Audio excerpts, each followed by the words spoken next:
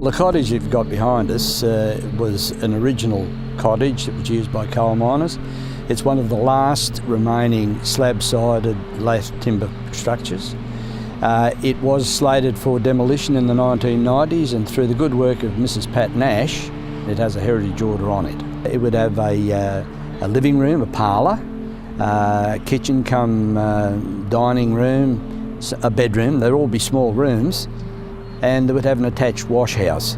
Now, they also had verandas on them too to cool the places down and to get water for storage for the bathing. Now, the bathing of the miners was done in a tin tub. There were no bathhouses back in the days in the 1855 and 1890s when this was built. And so the miners would come home in their pit black and they would get into the bathtub and they would be washed. Oh, when I was little, I didn't like the look of him. He was black, slimy black, dust all over him. His clothing and in his ears and his nose, his nostrils and eyes, oh, he looked terrible. And my mother would say, "Come on, Fred, I've got your tub ready in the kitchen." And we weren't allowed near the kitchen.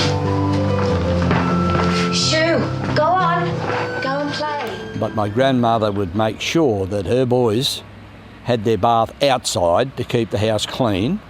This is an example showing you how hard working people lived back in the, the 1890s right through to the 1950s when they put bathhouses at the pits. So it's important that people don't forget that life in Bulli wasn't all duplex housings and three-car garages. Life in Bulli for nearly a century was something like this, living in a rudimentary hut.